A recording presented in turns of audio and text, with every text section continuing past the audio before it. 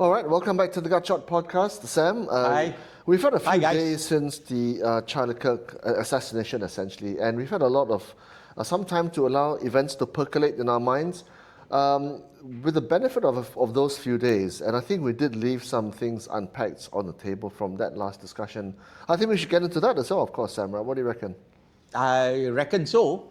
I think there are also a few things that I think requires a more nuanced perspective. That's one.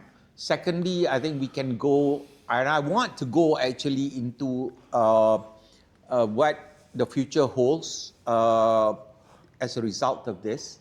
There's been a number of events. The widow, Erica, made quite an impassioned speech.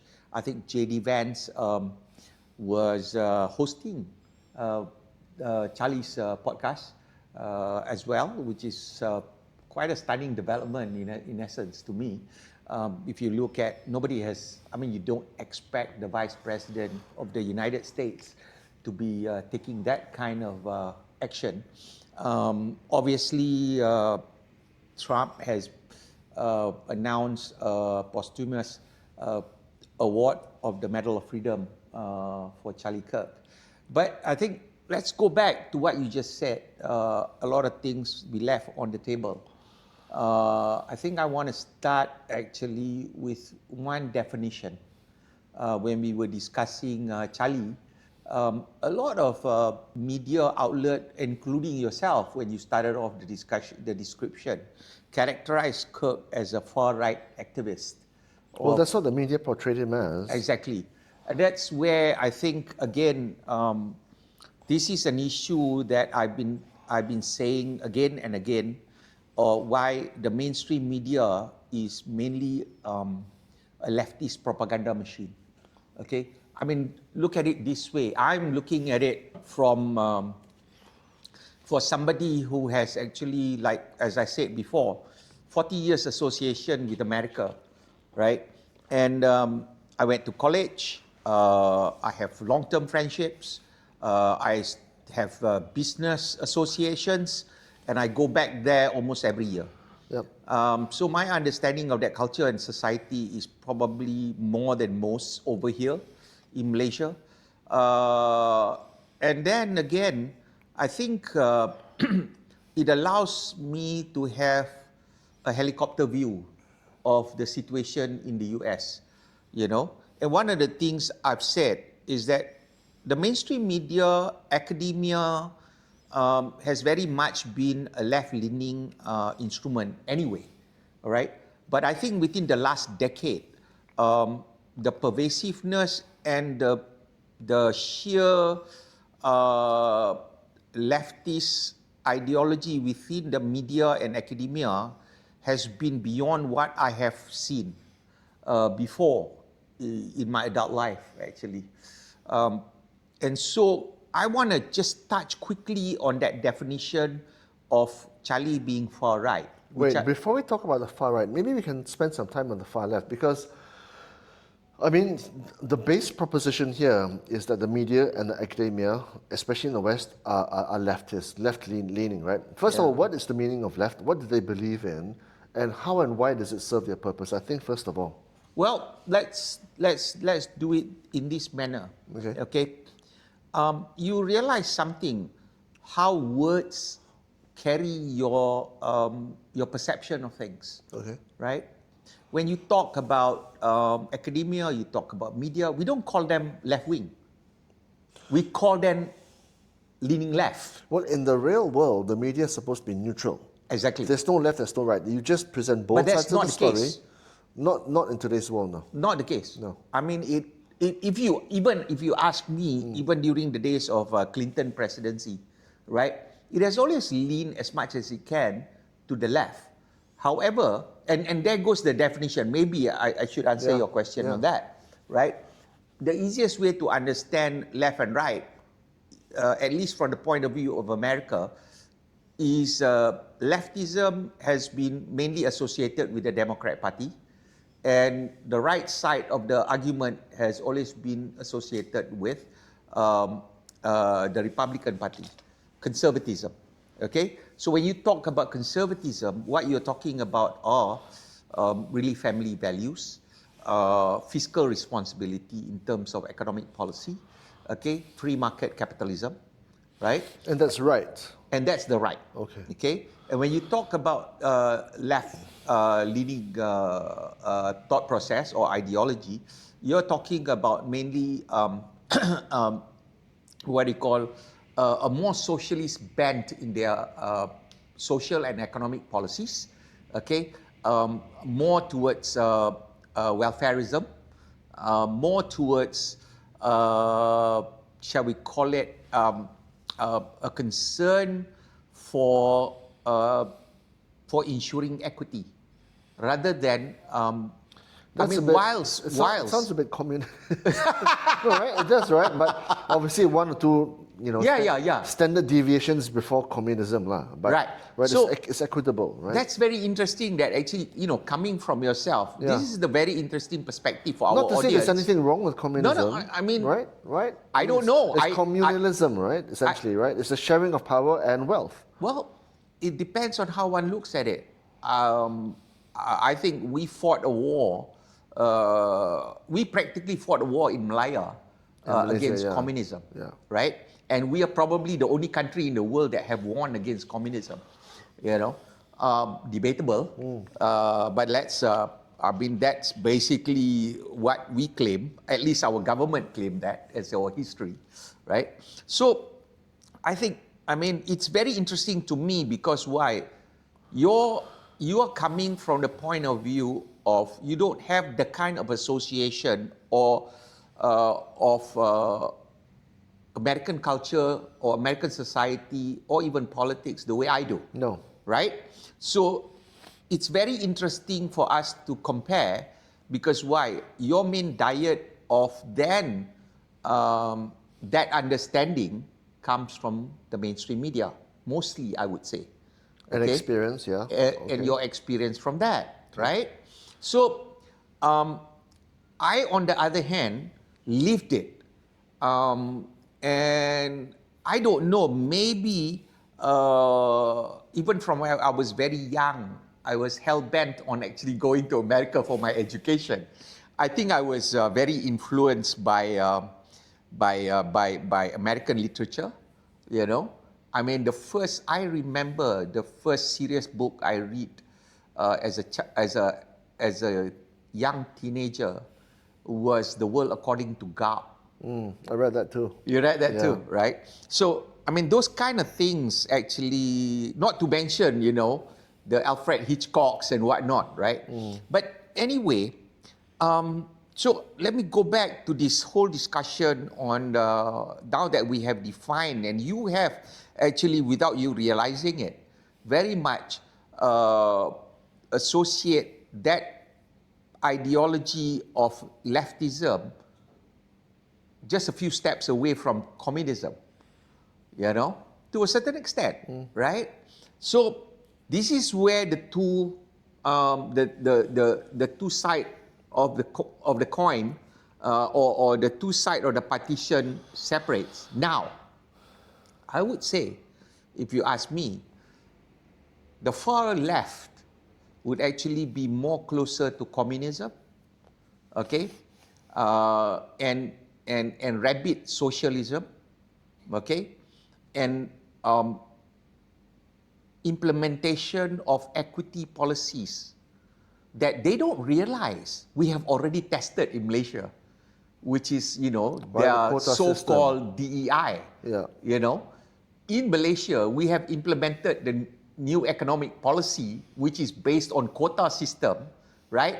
And it has been abused to no end. Abused to no end, and not just abused. I think even without the abuse, it has naturally shown to actually make the society worse and actually pull the society down towards mediocrity and later on actually failing in all aspects. Yeah, because of the subsidy mentality and the entitlement mentality as well. Exactly, right? So on the right side of the aisle, you're looking at where merit is the one that holds the flag, right?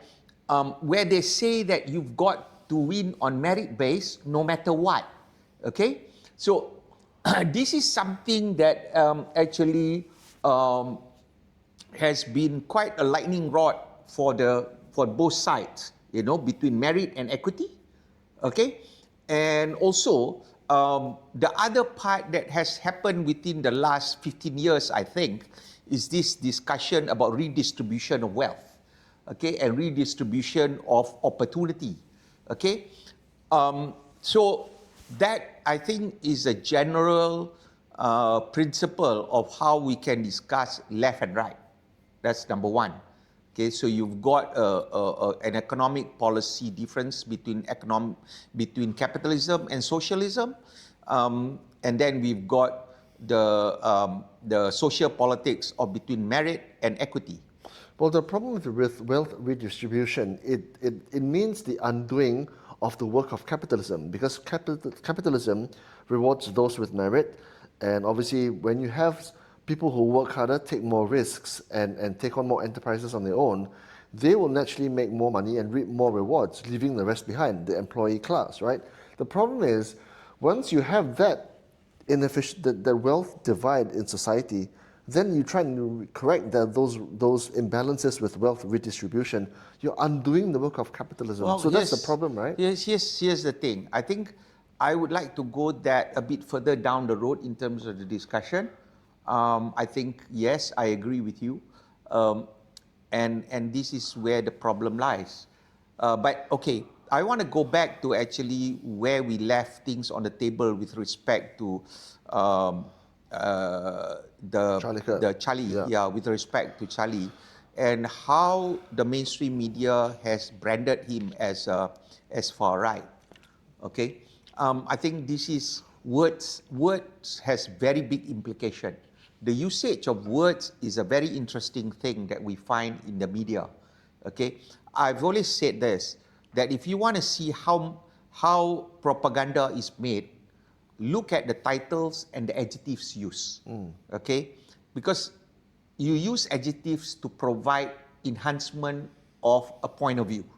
Okay, so when you say far right, you're looking at actually something that is unreasonable. Okay, when you say far left, you're also looking at something unreasonable. Extreme, right? Extreme, right? Yeah.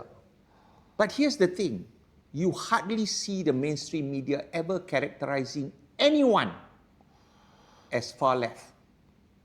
I guarantee you, you hardly see anyone being characterized as far left. Okay? Here's the thing. Okay? Why then do we go, and when we look at the mainstream media today, almost everybody is considered far right. Anybody on the podcast sphere that talks with respect to the ideas of conservatism, okay, the ideas of capitalism, is immediately labeled as far right. Take, for example, even social issue, okay? Pro-abortion, anti-abortion, all right? Here again is the labeling used by media. How does media change the way we look at things? Now you call it pro-choice. Okay? And the other side decides to say pro-life. So that framing of word changes the way you look at things. Okay? Now, if you were to ask our people here in Malaysia, right? I think you will find that more than likely, I think overwhelmingly, we are pro-choice people. We would probably look at abortion as being the last resort. But if you were to put that claim, and I think that's a pretty reasonable position. But if you were to put that claim in the sphere of American politics, you're immediately labeled far right. Okay? So I think that is where I go back to Charlie. Charlie, to me, is not even close to far right. He is basically espousing positions that for me as a liberal in Malaysia, but then becomes a conservative in America, right, is deemed far right, which I'm like, are you guys bonkers? What is he for? Capitalism? What is he for? Merit? What is he against? DEI? What is he against? He is for his Christian faith, right? Hey, if you're a liberal, right, that's his faith. Okay, so Yeah, and he accepts. And if you've seen his talk, he goes to campus and he invites people to talk to him. Okay? He doesn't stop them from talking. And I've seen many a times where actually crowds that did not like what the persons who come in front say, that he will tell the crowd, hey, stop. Let him speak. Right? Let him have his say. And then I'll have my say. So that kind of discussion actually is what I took back as very American values. And that American value all of a sudden has become far right. Are you kidding me?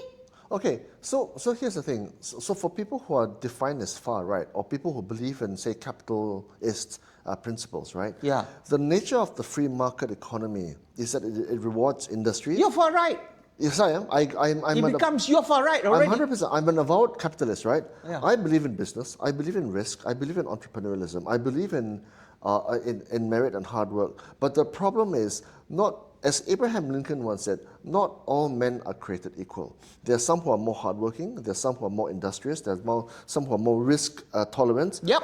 And therefore, you've got people like Elon Musk and Mark Zuckerberg who make millions and billions and trillions of dollars, and you have those who are on the factory floors making minimum wage. That is the nature of the free market economy. Yeah. But the free market economy leaves people behind. That's the problem. It leaves detritus of society who are not able to take those risks, who don't know these things, who are left behind. And that's the problem, because the people and there are some on the fringe of society on the left who are being left behind. Well, let me put it Right? this And way. that's the problem. So they take it upon themselves to correct the imbalances of the economy, and it results in this nihilism, this civilian terrorism, which is now gripping America.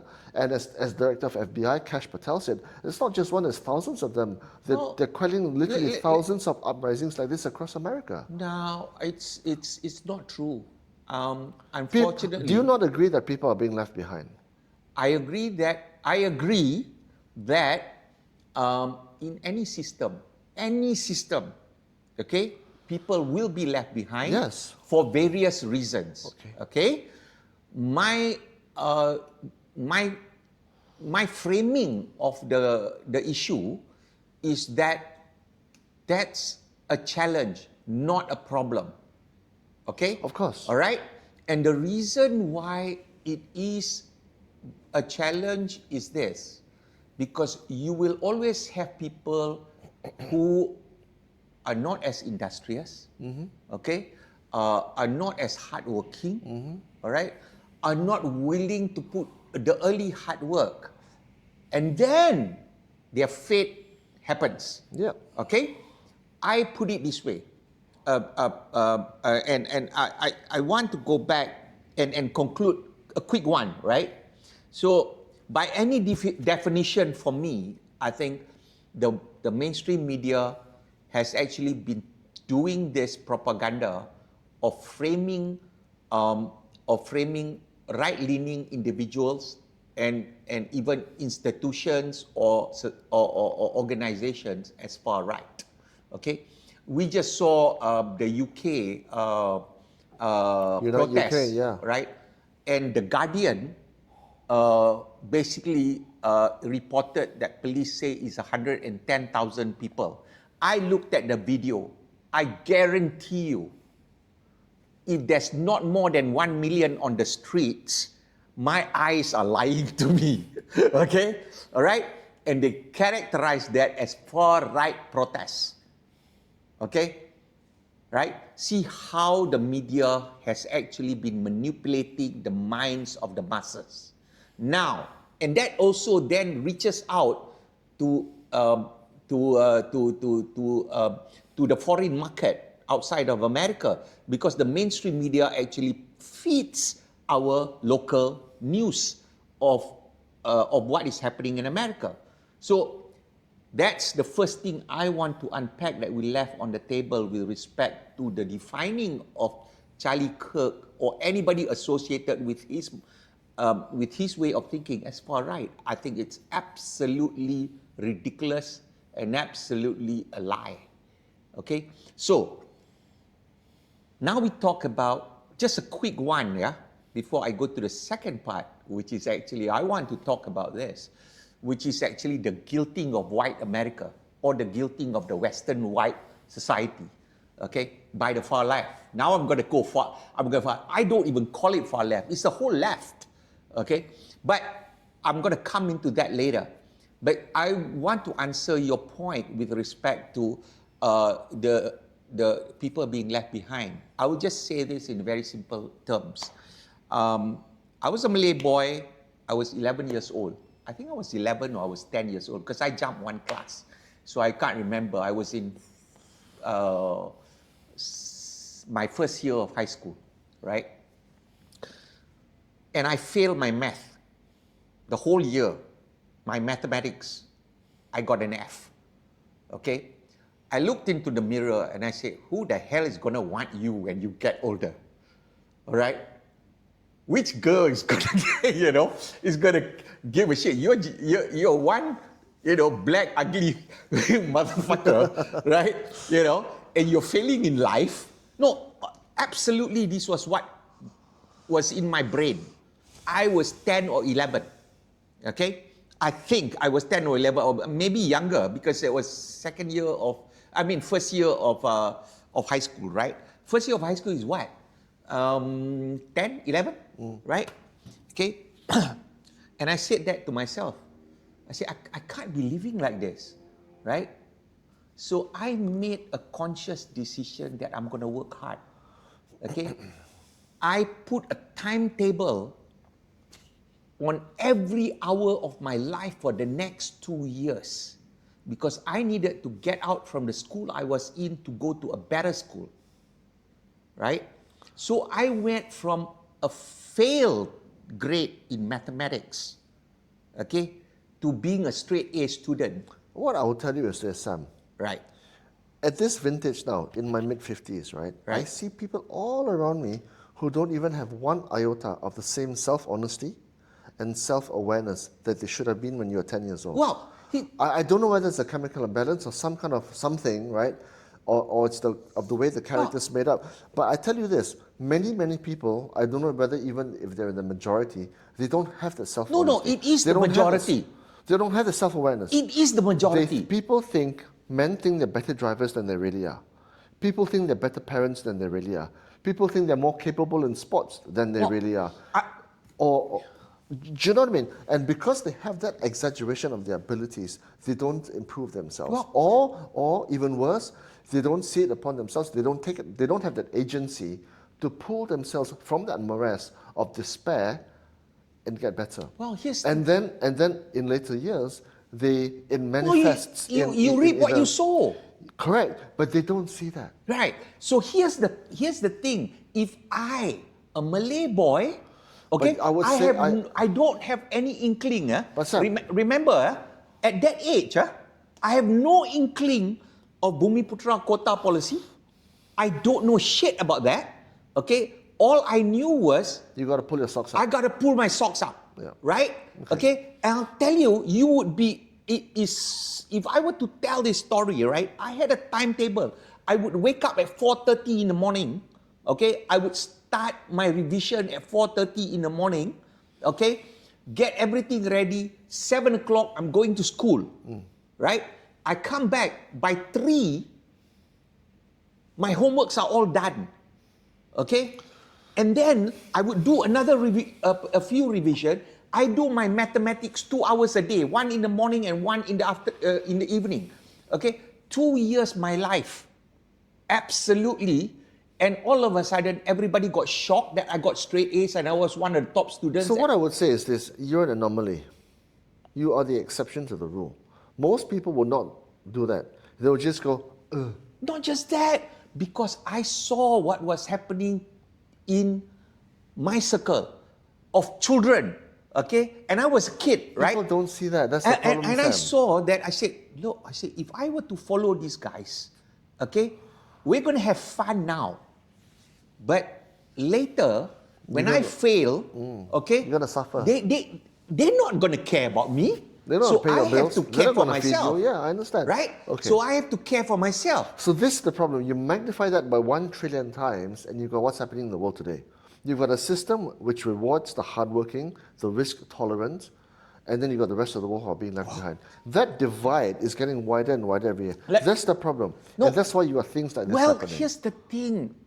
I think the system, what I've learned from our system and what my life has gone through, okay, is because I said, even when I went to university, okay, I mean, it's again hard work, and again, it's determination, and then even coming out from school, and getting my first job, you know, I was taking responsibility for practically 3 jobs, 2.5 jobs. You know why? You're vindicating Because all. my mindset was what, you know, if I work 1 job in 1 year, I got 1 year experience.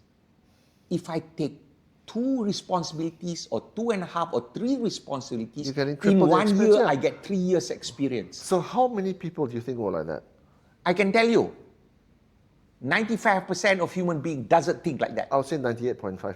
There you go. Somewhere So- much higher. so and that is why you go, all- you've got the wealthified, and I just saw a report, I think Bank of America or something, right? I think the top 20% of people in America own 75% of wealth. Well, here's the It's the same thing all over the world. Here's the thing that actually I realized what was very, very instrumental in the formative years that we had in the 70s in Malaysia, which I think we have failed already because of our DEI policy. Okay, all right. When we were starting out, we had the right policy in this way. We provided basic education at the strongest level to the people who are actually capable of actually maximizing it. Okay, who are not that well off. Okay, after that you are on your own. Okay, if you get well, we'll give you scholarship. Okay, we had the wealth to do that. Okay, almost everybody in my school, whether it's because by that time, by my 4th year, I was in one of the best schools in the country, right? And we had Chinese, we had Indian, we had Malays. Everybody got scholarships. I think except for one guy who failed because he was a bit of a cuckoo fella. All right, but let's put it this way, right? I think that's the only thing you should do as a main principle in terms of leveling out opportunity. Okay? Number 1. Number 2, I think the only thing you should be looking at is to not have discrimination at the hiring process and for promotional. I don't care whether it's for whether you think there is what do you call a gap in gender, a gap in race, or a gap in religion. I don't give a shit. Okay, at that point, merit counts. Okay, and you must provide the opportunity for that merit to be able to rise and not be discriminated against. And therefore, I come to my second point in this part, which is the guilt tripping of white Western society. Okay, I think it's bonkers. I think it's bonkers the way the narrative has been carried out by the media for the last at least 15 to 20 years, where it slowly started very small, and then I see it become an acceptable narrative to say that about white supremacy, to talk about white privilege. Dude, if you are good looking, you got good looking privilege. Do you know that? Okay, if you're a girl, you got good looking. You got a woman's privilege. You know, you come home, all right, and you start behaving like shit. You're a boy. You're gonna get hit on the head. Okay, if a girl comes home and she's crying, the first thing, you know, the dad is gonna do, what happened, baby? You know. Rejection. I get a boy who comes home crying. I say, hey, man up, buddy. Okay? So, I mean, but here's the thing that I find, which is, to me, it's actually discrimination. It's actually racism. It's racism when you talk about all these things and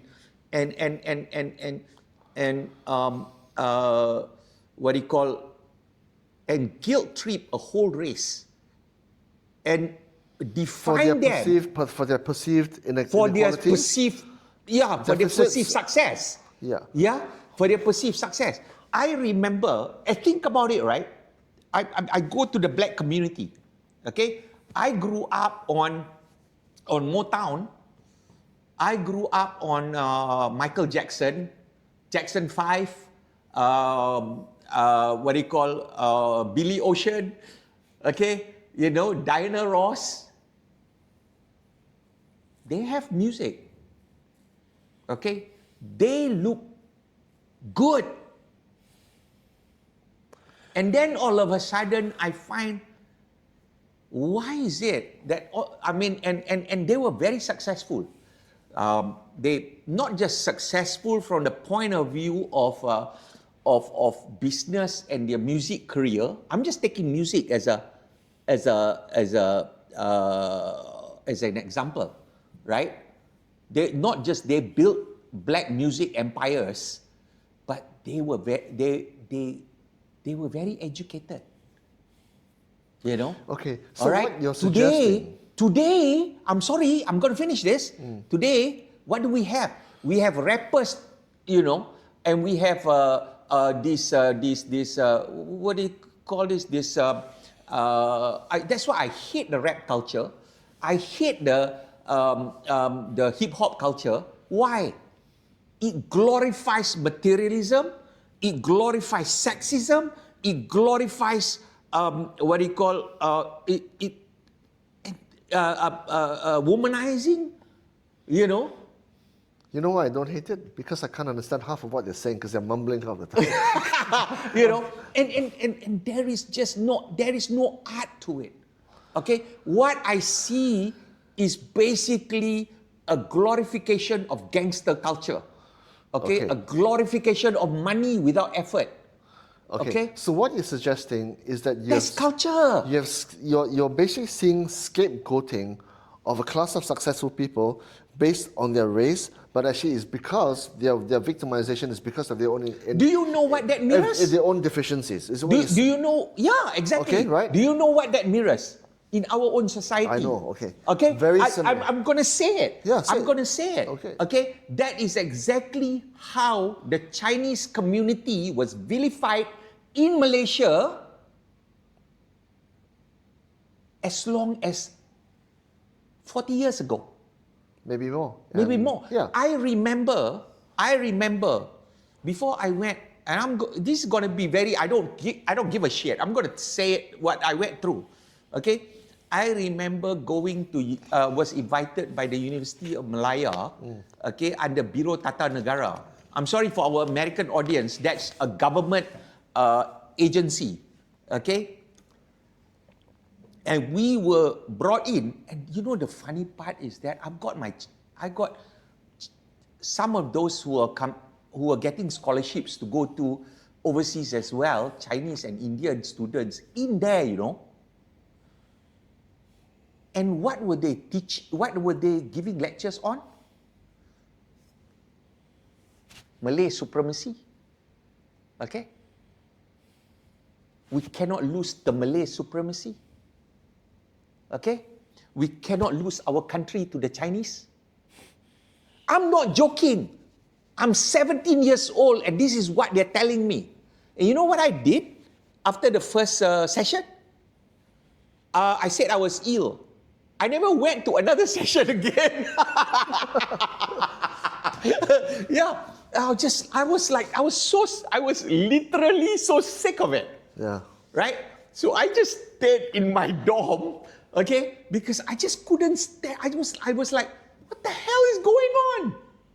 Right? So they were brainwashing from we were 17, 16 years old. All right? So how do you expect? That's how actually the mainstream media in America has brainwashed in academia and in the media about white supremacy. Okay? The same way we vilify Chinese here. Okay? So for me, when I go to America and I come back and I see this, to me, I'm like, oh, I've seen this before. Okay? When I look at DEI, oh, I've seen that before. Right?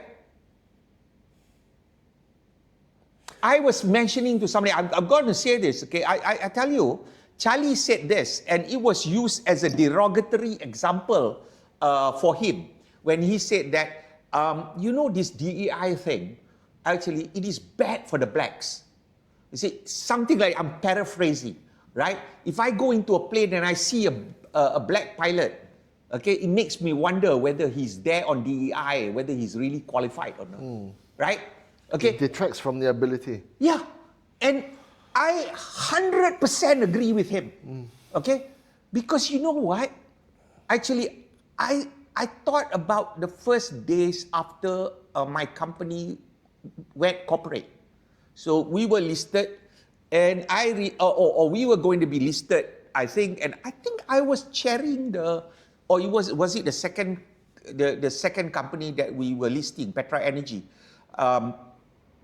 I remember I was the one chairing it because you need the board or the key management to chair and all that, right?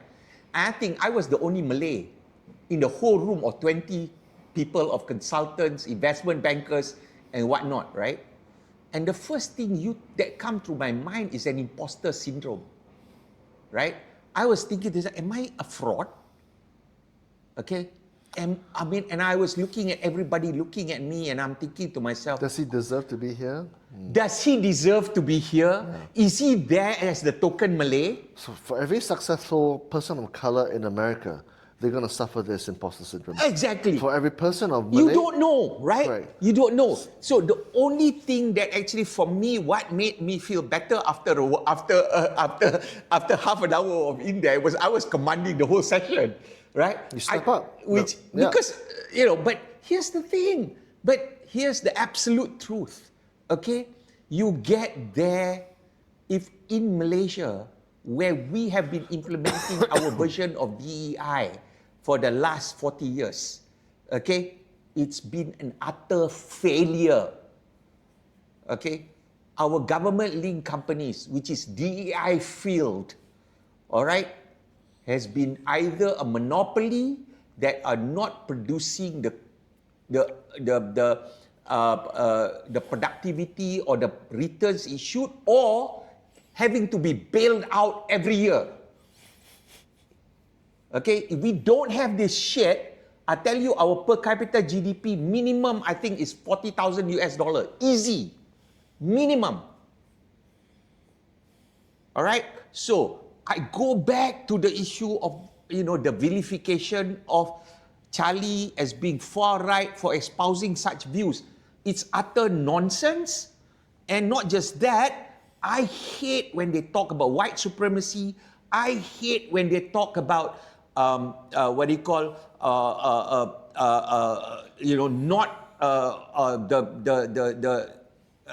it's too white. Dude, the society is majority white people. The only way this plays out is that the disenfranchised and the people who are left behind step up. Yeah.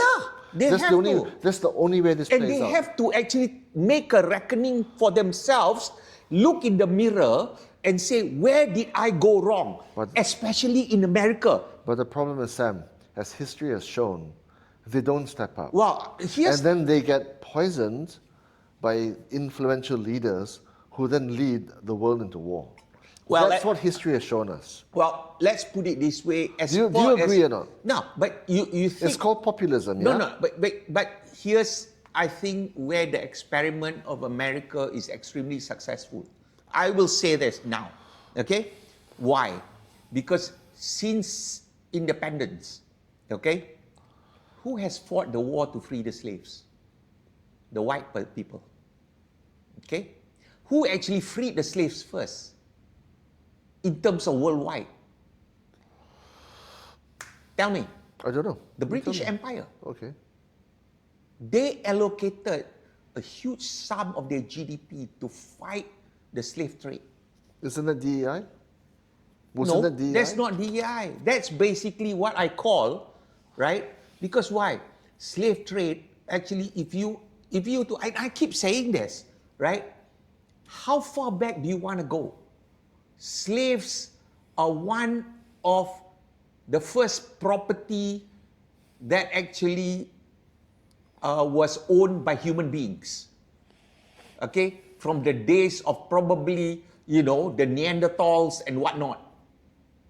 All right? Because why? If you can enslave cows, you can enslave the other tribes. All right? Egypt, they had slaves. The Israelites is one of their biggest slaves. Okay? The whole Arab Empire, the whole Islamic Empire was built on slavery. So let's talk about what happens after Charlie Kirk, right? I mean, let's talk about what comes next. Right. Okay? Okay. Now, Wow, I've been too impatient, so you no, cool that's me good. down. No, that's good. That's good.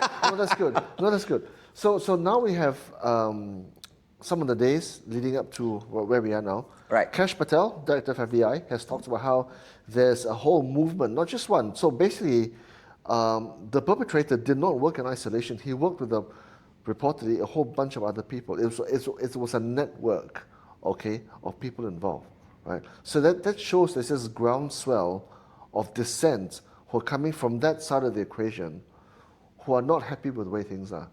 Does it get better? Does it get worse? To me, because of the system and the imbalances that it results in, I'm not confident that it dissipates. Is what I'm saying. I think this is the difference between your point of view and mine. Okay. Okay, I think You think it gets better? I think you're looking at it from a prism of empathy.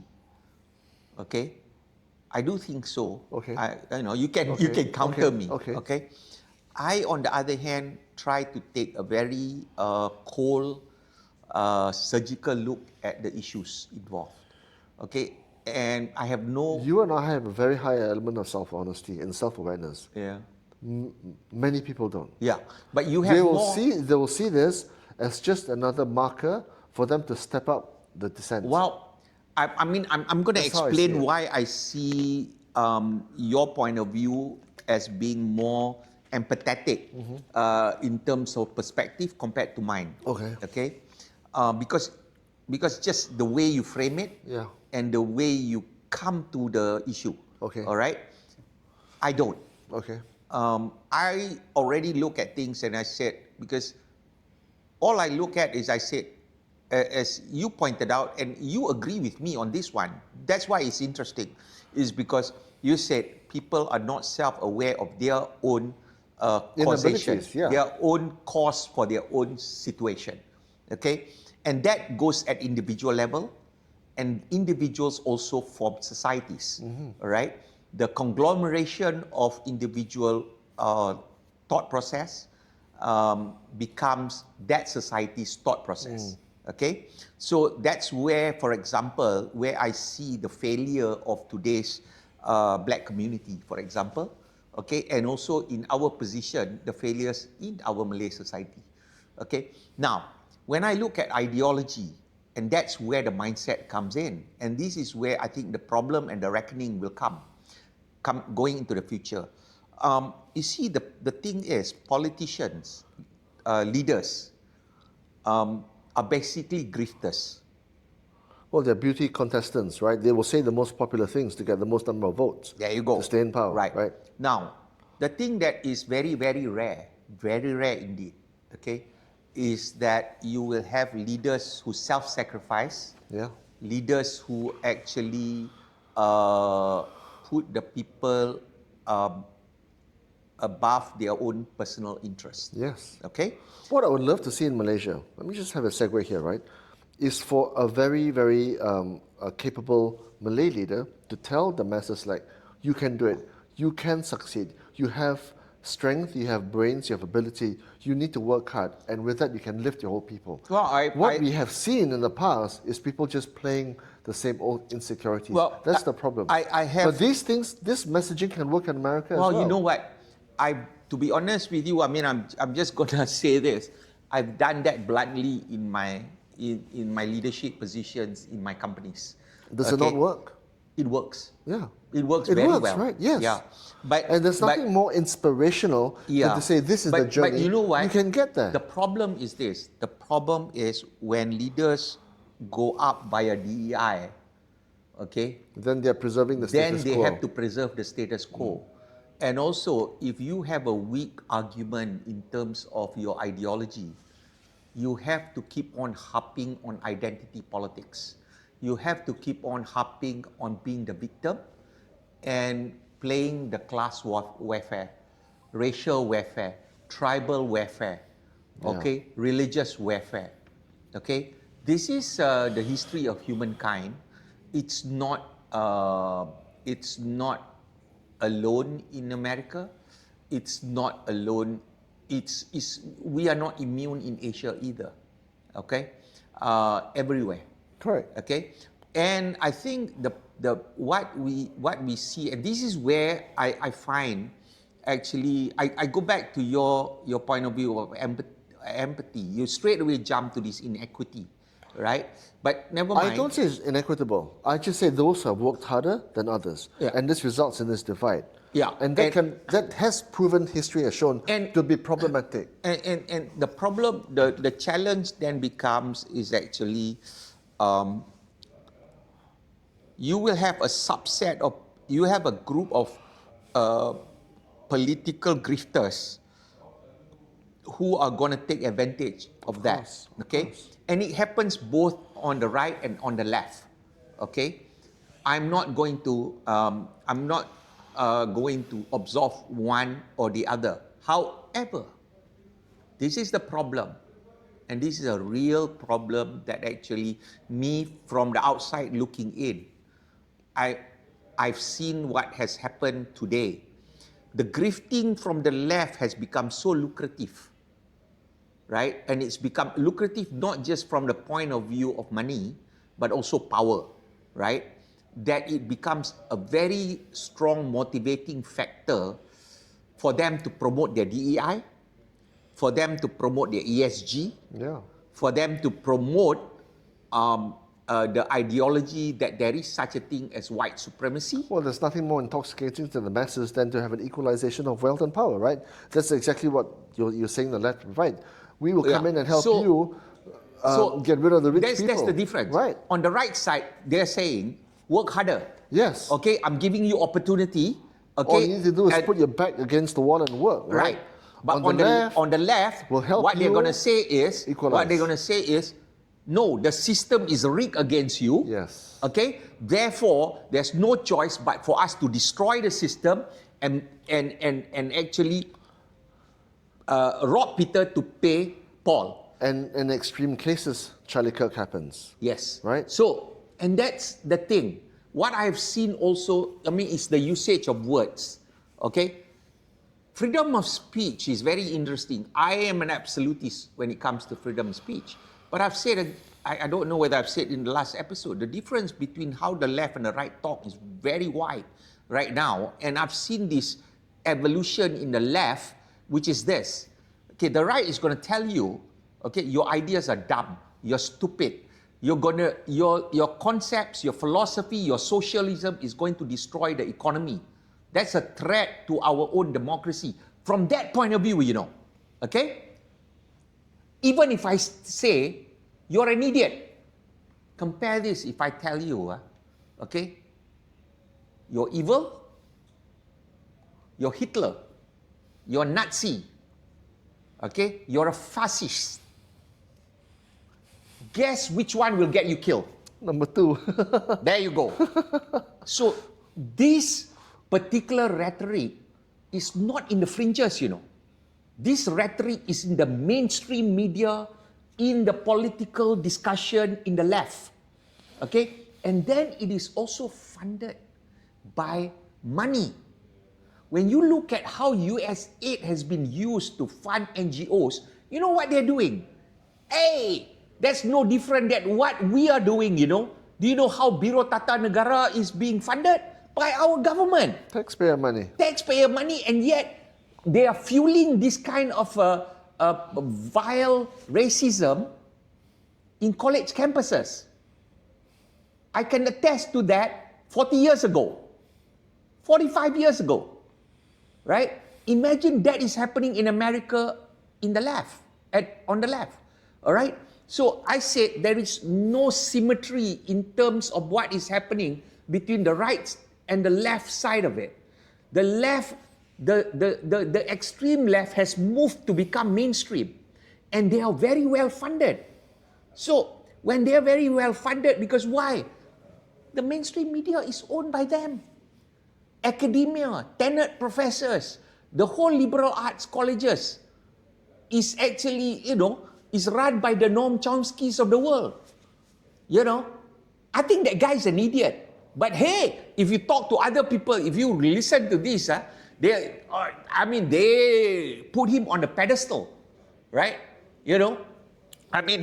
I don't know where Krugman goes from. When I was reading his monetary economic book, and then he veers into politics, I think the guy's gone cuckoo, So the thing is you've got a movement of ideology of leftism that has moved from the extreme to 20 to 30%.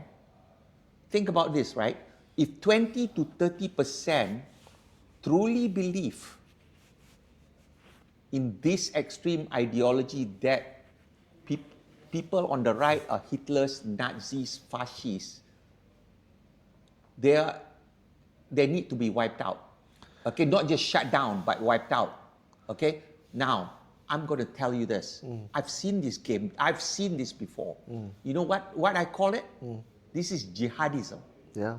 Okay? Yeah. This is where, when I look at the left wing of American politics, what they have created is actually an Islamist rhetoric of the left. Okay? And people are willing to murder for this. All right? Why? Because it is a jihad. It's a fight for a cause. It's a subjugation of the people who does not have the belief that you have.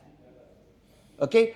It's no different than the jihad policy, the jihad ideology that brought down 9/11, the Twin Towers. I totally agree. BLM, okay, riots, burn cities, and they are funded by the left. Okay, openly, openly. Can you imagine if we have an Islamic school that burns down buildings, okay? If anything perceived to have happened, what would we call it? We would call it terrorism. But somehow or other, in the mainstream media, BLM goes for a night of riot and burning of townships. Okay, it's like, oh, it's a protest. It's a right to for protest. Black lives, Yeah. Antifa. You know what Antifa stands for? Anti-fascism. Anti-fascism, right? Who funds them? Mainstream left. Sleepy Joe. Okay? So there you go. That's why I completely look at it and I say, I've seen this before. Let's just say it doesn't end well, Sam. I don't see how this I think ends. it will end. How? How do you think it ends? Well, this is the thing that how does actually it play out? The martyrdom of Charlie Kirk is just gonna, and I know some people even on the middle has been talking about it and saying that they don't want to see that this be politicized, so to speak. Yeah. But I'm sorry to say that it is a political situation. Okay? When you have jihadists being funded, I call it leftist jihadists. Okay? When you have jihadists being funded by big money, okay, and they were being funded through government dole, okay, through US aid prior, okay, Soros Foundation, okay. Imagine what do we say when people were saying Qatar was funding Hamas. It's the same thing. It's the same bloody thing. Okay. So shut it down. So back to the same. So you have to shut it down. How? You have to shut down those foundations. Okay? You have to. The first thing they did, and that's why they got so much pushback with the shutting down of US aid, because that was basically money laundering for the left. Okay? So you shut down the institutions. What about the people? All of them, the many millions of them who are being left behind. Right? That's a different story, yeah? That is a different narrative. That's a different narrative. That is not... They will still be pissed off. Here's the thing. The problem is this. The fermentation of this kind in a rich country, yeah? In a rich country, right? Okay? Is because of the political ideology. Correct. All right? But nonetheless, the result is the same. But there's going to be some who are doing really well in the minority. The difference is this. And the majority will feel like, fuck, I'm being left behind. If you ask me, the difference is this. The system in America is able to handle it. There are a few things that are broken, I'll tell you that. Congress is broken. Okay? Until and unless you have a situation where Congress is filled up more with people who are willing to do good for the people instead of, always raising money for election. Okay? Because it's a 2-year cycle. Their term is only 2 years. So they're raising money non-stop, Okay? So basically, 80% of Congress is a bunch of grifters. All right? I'm sorry to say. Okay? Same as here, what? Well, there you go, right? So, and then you have but from a systemic standpoint in America, the opportunity available for you to move up the ladder through merit is very high. If you tell me you can't do it in America, you're a lazy fucker. You're a lazy fucker. Yeah. Okay? The only thing that you have to do then is actually to make sure, because when you take billions of dollars from the treasury to feed illegal immigrants, right? I mean, what the hell is that, right? What the hell is that, right? Yeah. Why can't you take those billions, stop the flow of illegals, right? Because that is other countries' problem, Right? It's just like us. Hey, you want to talk about us, right? Malaysia. You want to make the equivalency? If it's like that, we should take all the Bangladeshi we can, open the border, get all the Pakistanis, get all the Indonesians we can. Why? Because we are rich. Relative to them, we are rich.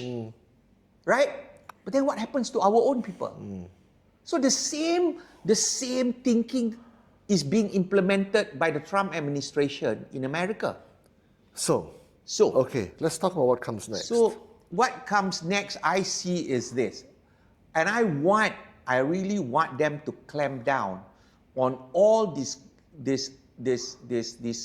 NGOs, these foundations that are actually fermenting BLMs, ANTIFA. So these institutions are liquidity providers, capital providers to the disenfranchised masses, correct? Yeah. Right? Okay. Not the disenfranchised masses. I'm sorry. I'm going to tell you what.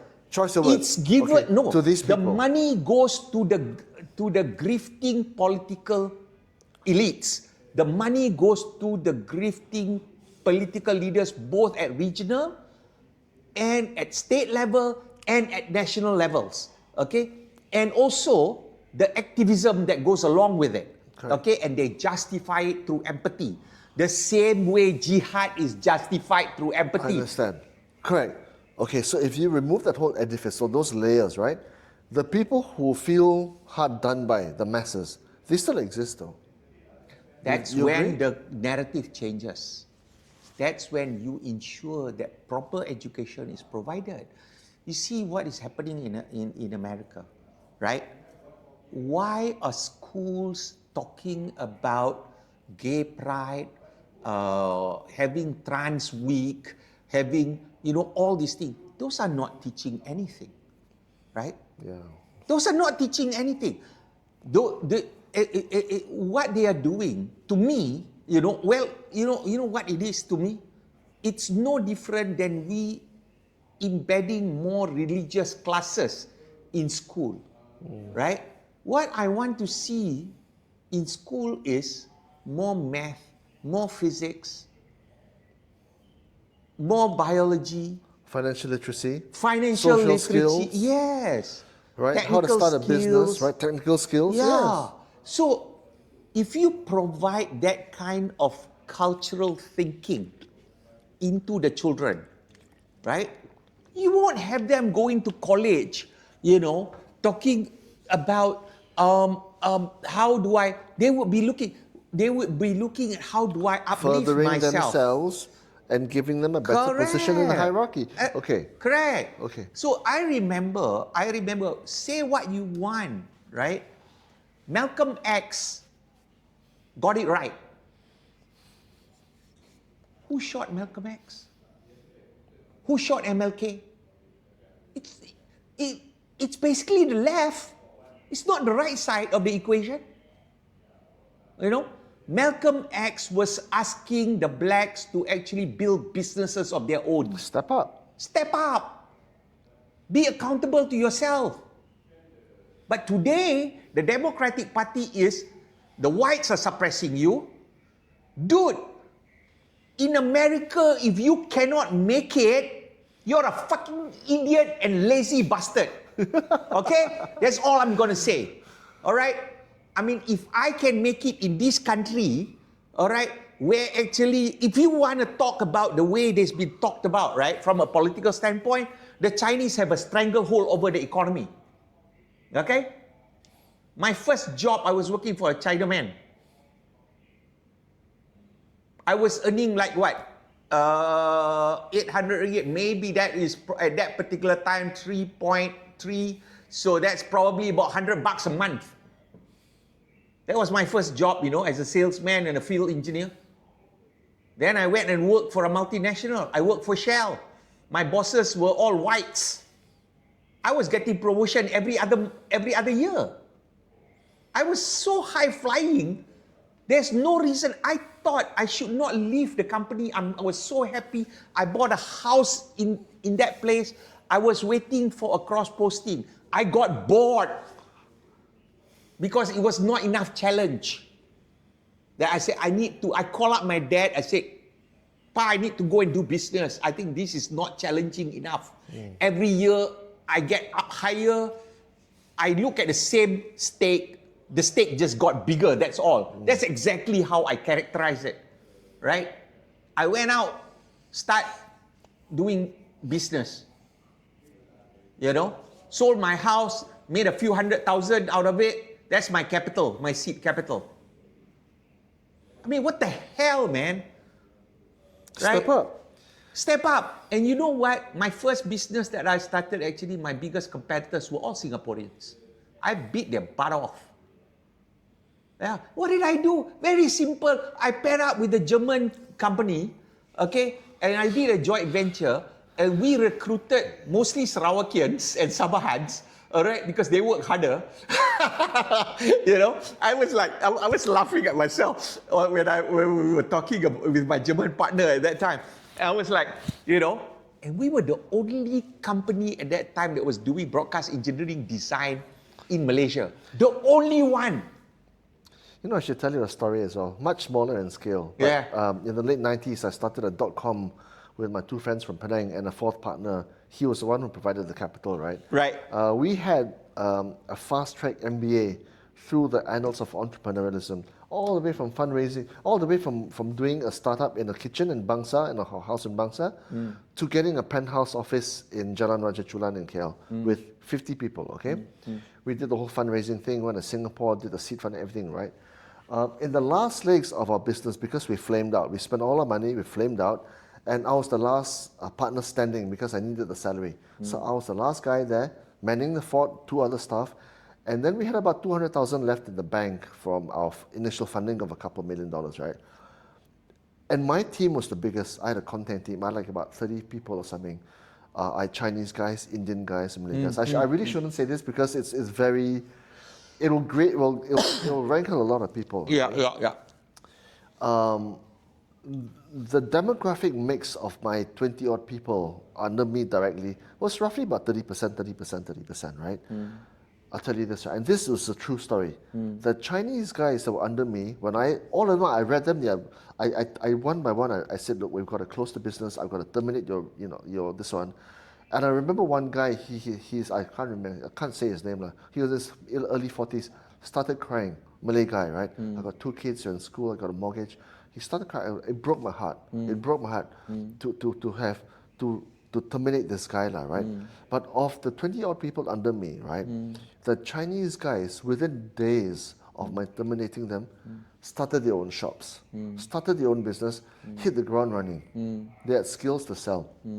Indian guys, within days, if not weeks of my terminating them, got jobs within the first 1-2 months, hit the ground running.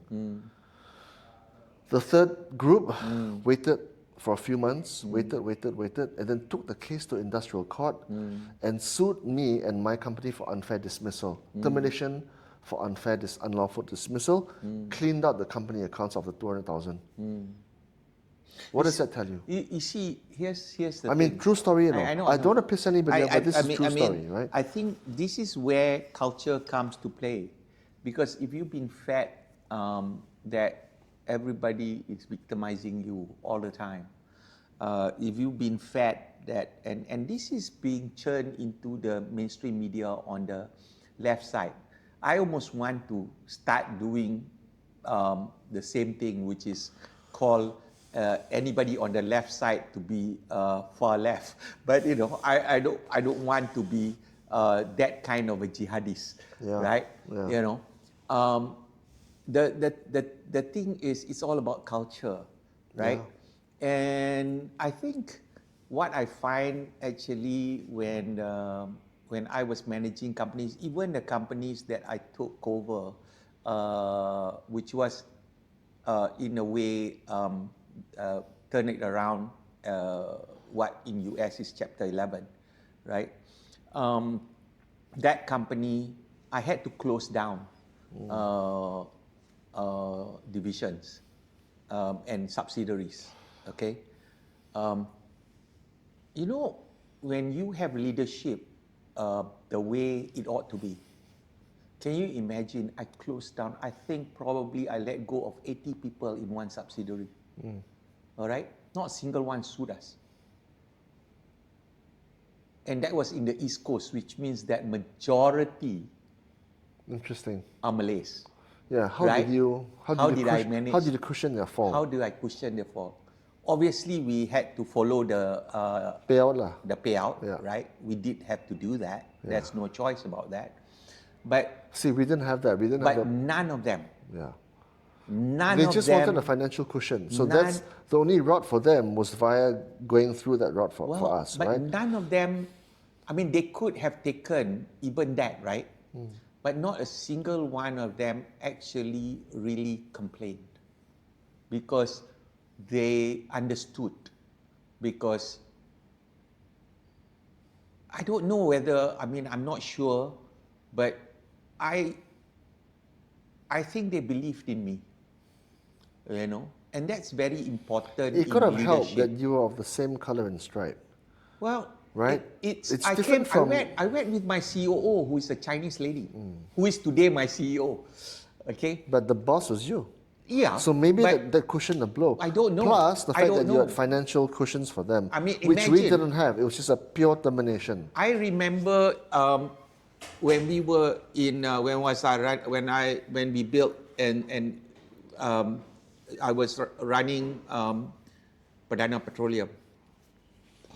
We had to go through and turn around after the 2008 financial crisis, right? So everybody was, having their salaries cut as well, right? It's a question of how you've been managing all these people. The problem is actually in the left is that they've been feeding entitlement. They've been feeding a mindset where they are the victim, and actually the system is rigged to actually victimize you, and the white people are taking things that you deserve. You couldn't believe the rhetoric. I can't believe, thinking about it from when I was in college compared to when that I come out here. Imagine this, right? I used to watch MSNBC, CNN, Meet the Press religiously because I love the American politics. Okay, and in fact, one of my favorite journalists, Mark Halperin, actually was introduced to me by watching Morning Joe on MSNBC. But come around 2016, around that particular period, I just found that it was just too much. The leftism and the far right and the rhetoric and the vilifying of the right side of the political ideology and people were just too vile and too and the victim mentality that is being thrown out was so reminiscent of what we had here, that it just I had to vomit. I couldn't watch anymore. Okay, so for me, there's two key takeaways from this discussion. Okay. Yeah. One key takeaway for the individual person. Yeah. And one key takeaway for the policymakers. The key takeaway for me as an individual is to don't believe the bullshit that people are spewing to you. You have every ability to work hard, do well for yourself, step up and succeed. That's the message, I think. Yeah. Right? That's the message. For the policymakers, the key takeaway is this, right? Do what's best for your people, not what's best for your pocket. Well, easy to say, right? Shut down the nonsense and function as how you're supposed to function in the first place, which is to put the people first. You know why That's for me the two key takeaways. Whether or not it can be done, I don't know. Here's the thing that makes America very lucky. I do think they had one part that is extremely lucky, which actually is because you can have all the resources in the world. Of course. Okay. Of course. And still fail. And of still course. fail. Look at Venezuela, right? Right? Yeah. They were very lucky because when they were fighting for independence from the British,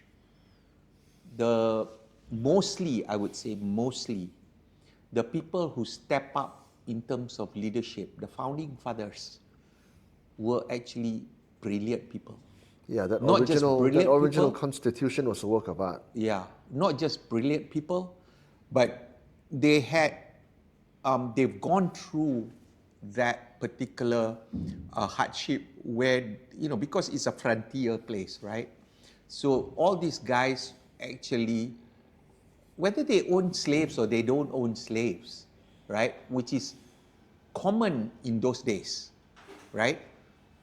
And for the left to keep on saying, oh, hey, dude, the whole world owns slaves. Okay? So, but those guys, started out, actually, they have to scrap and make something of themselves. Yeah. And they saw that in terms of, and they don't want to have an imperial government. Okay? So I think their constitution, the way they have actually crafted their governance is self-correcting. And that is why I have a lot of optimism about the American system.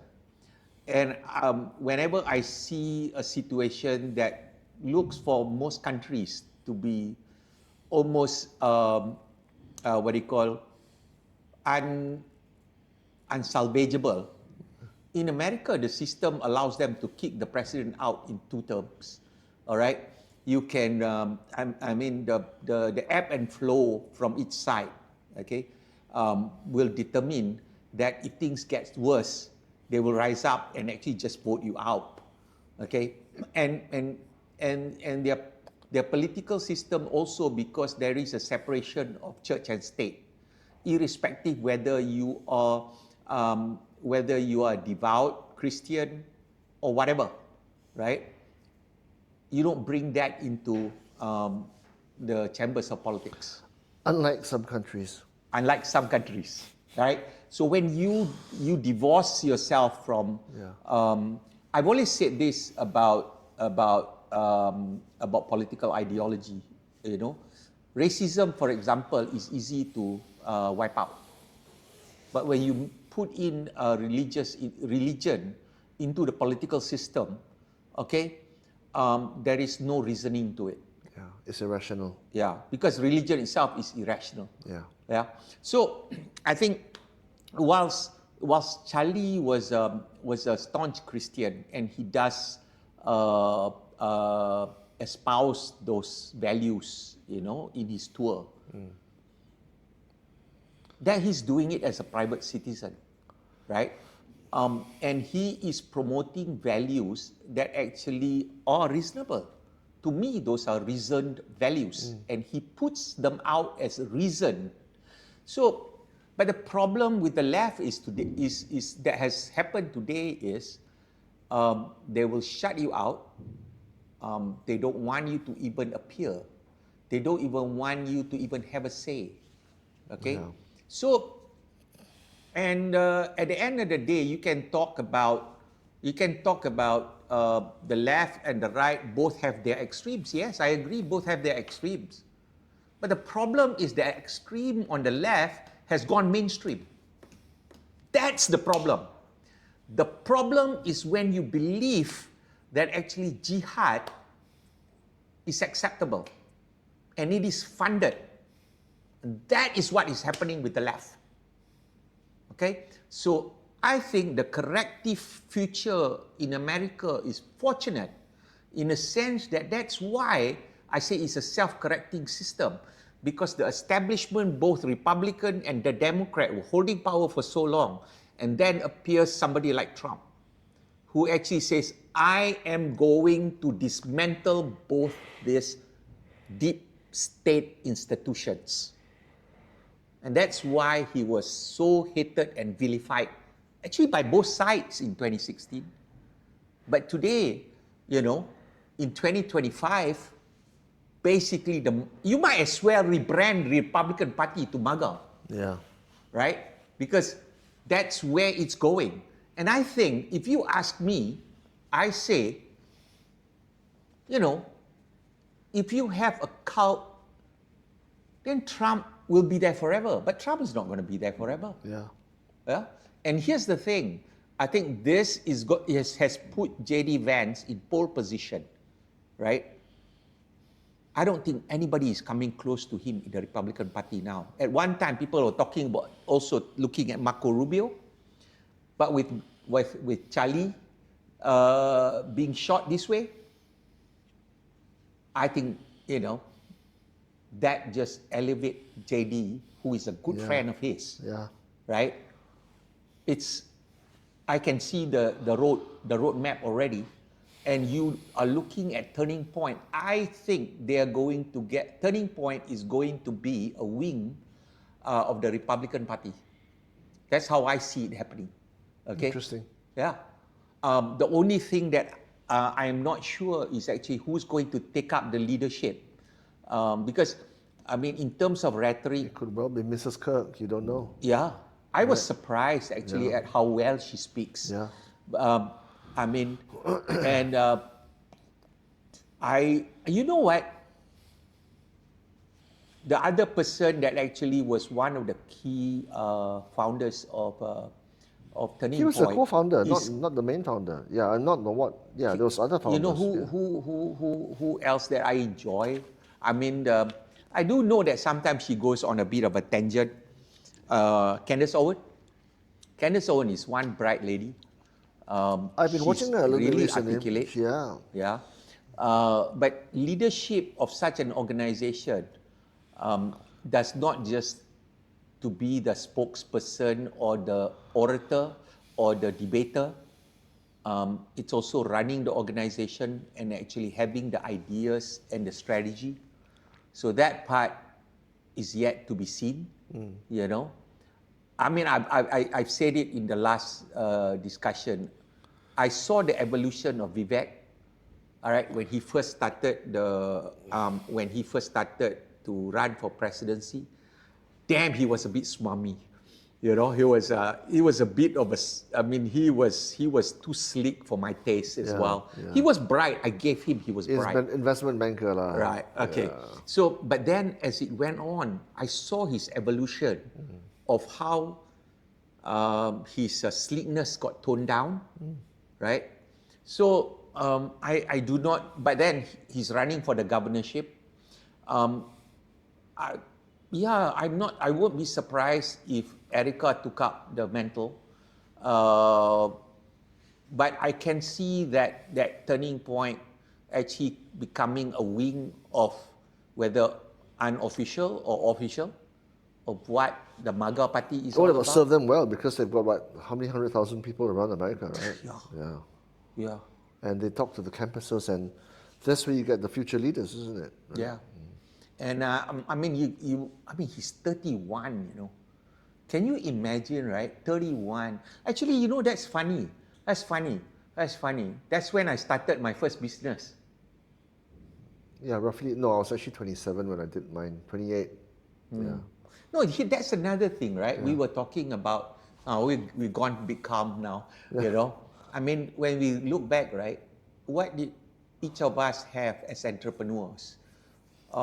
We took risk at a very young age, right? And not being afraid of actually self-funding. It was scary, I must say. Well, when you're young, you're fearless, right? And you've got nothing to lose, right? In some Yeah, sense, no kids, no mortgage, no car loans, and you roll the dice. I mean, that's Well, when- I already had a kid. Oh, you did have a kid, yeah. Yeah, I already had a kid, but I was like, you know, the only thing I told my dad was actually, I said, you know, and here's the thing about me and America. I told my dad actually, if I fail in this business, I'm going to sell everything and I'm going to move back to America. Actually, America is an amazing place. If you are willing to work hard, Yeah. you can do so well. Yeah. And even a moderate amount of success, Yeah. it's an amazing life. Yeah. You know? No, I mean if I laugh. I mean, I look at my friend who's my friend now.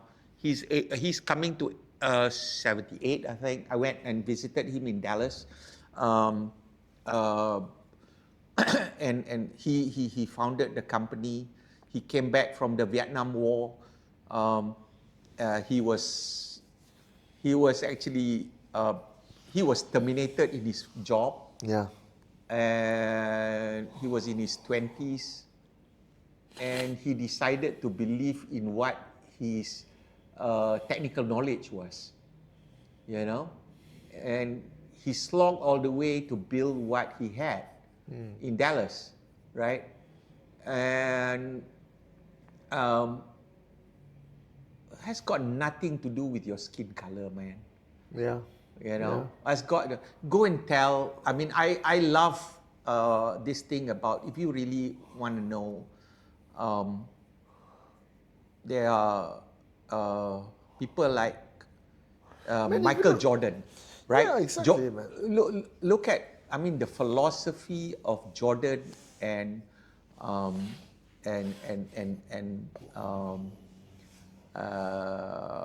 Tiger, right?